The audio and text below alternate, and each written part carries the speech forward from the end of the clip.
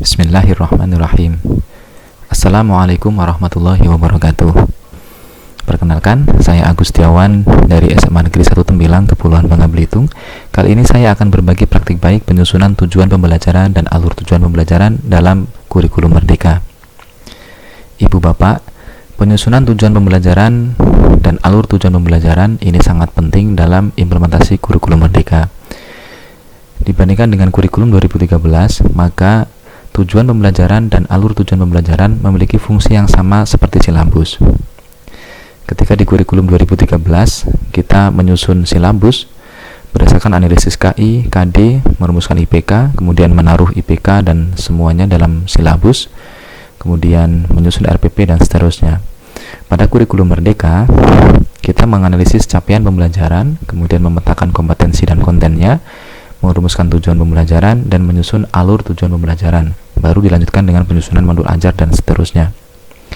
Ibu Bapak, tujuan pembelajaran dan alur tujuan pembelajaran formatnya ada beragam. Pemerintah pusat melalui Kementerian Pendidikan dan Kebudayaan, Ristek dan Teknologi memberikan banyak sekali contoh tujuan pembelajaran dan alur tujuan pembelajaran dalam berbagai format. Ada yang dalam file Excel, ada yang dalam file Word, ada yang dalam bentuk infografis dan seterusnya. Ibu Bapak diberikan kebebasan untuk memberikan atau untuk menyusun tujuan pembelajaran dan alur tujuan pembelajaran sesuai dengan preferensi yang Ibu Bapak mau. Tidak ada format baku untuk penyusunan TP dan ATP. Kemudian Ibu Bapak, ada beberapa kriteria tujuan pembelajaran yang harus kita perhatikan sebelum menyusun atau merumuskan tujuan pembelajaran. Ya, ada dua komponen utama dalam tujuan pembelajaran di kurikulum Merdeka, yakni kompetensi dan konten. Saya yakin Ibu Bapak semuanya sudah memahami kedua komponen ini, karena seperti biasanya tujuan pembelajaran ketika di kurikulum 2013 tidak jauh berbeda dengan dua konten minimal ini. Malah di kurikulum 2013 kita dibiasakan untuk merumuskan tujuan pembelajaran yang secara deskriptif yang tentunya lebih panjang dibandingkan tujuan pembelajaran pada kurikulum Merdeka. Kemudian Ibu Bapak, ada beberapa hal terkait dengan alur tujuan pembelajaran ya yang harus kita perhatikan dalam penyusunan alur tujuan pembelajaran. Ya, yang pertama, ATP harus menggambarkan urutan pengembangan kompetensi yang harus dikuasai oleh peserta didik sehingga tidak boleh meloncat-loncat Ibu Bapak. Kemudian ATP dalam satu fase harus digambarkan secara linear. Kemudian pada keseluruhan fase menggambarkan cakupan dan tahapan pembelajaran yang menggambarkan tahapan perkembangan kompetensi antar fase dan jenjang. Ibu Bapak tidak perlu khawatir, Ibu Bapak dan sekolah Ibu Bapak masing-masing dapat menggunakan berbagai strategi atau pendekatan untuk menyusun tujuan pembelajaran dan alur tujuan pembelajarannya. Dalam merumuskan tujuan pembelajaran Ibu Bapak, kita harus mengacu pada kompetensi dan konten yang ada pada capaian pembelajaran. Rumusan kalimat tujuan pembelajaran juga Ibu Bapak dapat mengambil dari RPP, silabus, dari kurikulum yang lama, baik di kurikulum 2013 maupun di kurikulum 2006 atau KTSP. Sehingga Ibu Bapak tidak harus memulai tujuan pembelajaran dari nol. Kemudian Ibu Bapak juga diminta untuk menentukan dimensi profil pelajar Pancasila yang akan dicapai berdasarkan tujuan pembelajaran yang sudah dirumuskan. Baik Ibu Bapak, saya akan berbagi praktik baik dalam penyusunan tujuan pembelajaran dan alur tujuan pembelajaran. Kali ini saya akan mempraktekkan bagaimana saya merumuskan tujuan pembelajaran dan menyusun alur tujuan pembelajaran untuk mapel kimia yang saya ampu di kelas 10. Izin untuk beralih ke file Word. Ibu Bapak, ini adalah contoh pengembangan yang saya lakukan untuk menyusun tujuan pembelajaran. Saya membuat 5 kolom yang isinya CP berdasarkan elemen, kemudian topik materi, tujuan pembelajaran, profil pelajar Pancasila, dan alokasi waktu yang diperlukan. Sebelum mengisi kolom-kolom yang ada di sini, kita copy dulu capaian pembelajaran pada fase E yang bisa kita dapatkan pada dokumen capaian pembelajaran yang dikeluarkan oleh Badan Standar Kurikulum dan Asesmen Pendidikan atau BSKAP.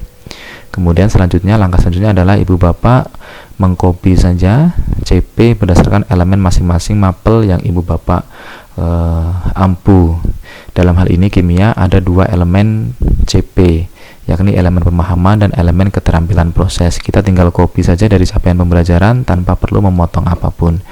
Setelah kita mengcopy CP berdasarkan elemen, Ibu Bapak tinggal memetakan materi atau konten yang terdapat dalam setiap elemen tersebut.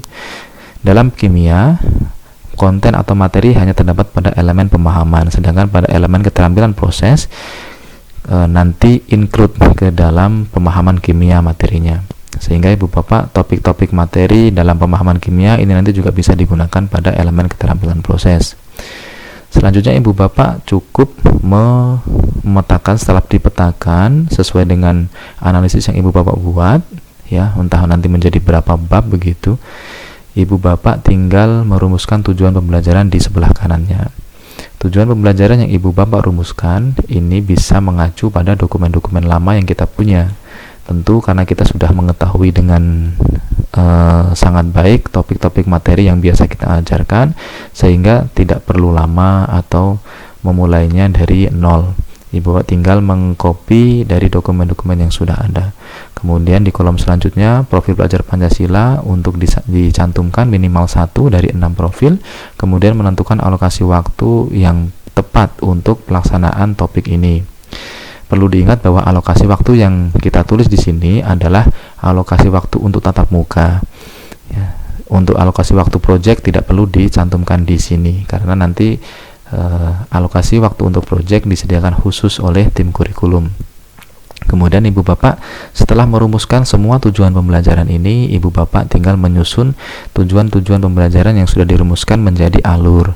Alur itu inti sederhananya adalah kita menyusun tujuan-tujuan pembelajaran yang sudah kita buat menjadi satu urutan pembelajaran dari hari ke hari, minggu ke minggu, bulan ke bulan, hingga semester ke semester, dan pada akhirnya dalam 1 tahun kita sudah memiliki alur tujuan pembelajaran yang jelas.